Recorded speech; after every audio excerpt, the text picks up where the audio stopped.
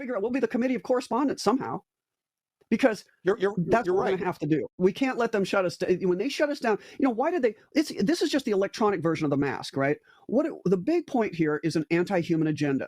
They have been poisoning us for generations, for probably thousands of years, and convincing us that it's an airborne infectious disease and that we have to stay apart from each other.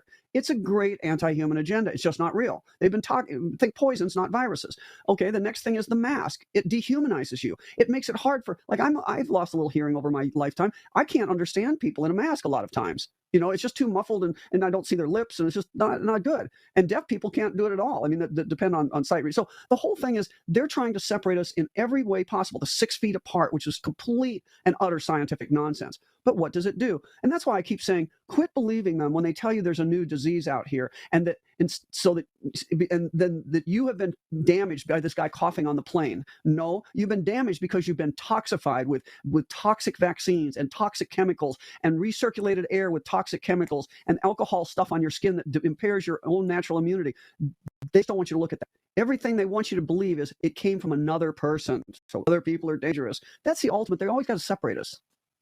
People are dirty, right? One race is dirty, other people are dirty, one class is dirty. It's always been that way. But Lee, like you said, there's 8 billion of us, and there's only 5 people that form the acronym cabal. So I think we're okay. That's right. And honestly, it is about that. Like David Icke said one time, you could put everybody that's running this COVID show into a room, and you'd have plenty of room to walk around them, plenty of room left over. Because which goes along with what Gladfelter showed in 2011 when he put all the computers, he took a big supercomputer and he put all the corporations in the world, 157 million, I think, or 137 million corporations in the world, plugged them into a supercomputer, and it spit out at the end of the day, that was 147 companies, which Forbes says was 10 big banking firms, and some other Wall Street guy says, well, if you look at that, it's really 4 big hedge funds, and those things are controlled, or big funds, and those are controlled by 150 men. So we're made to be kind of kept as slave people. We're not given the language to create things theoretically. I think this is all interrelated, and we are. But medicine has used vibration in the past. That's what Royal Rife did.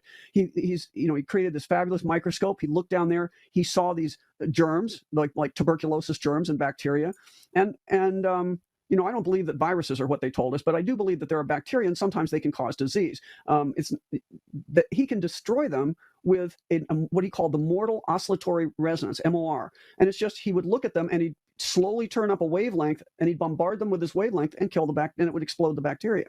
So our cells are made of water. Human life is it's got water. All life has water in it. And water retains memory of electromagnetic frequencies.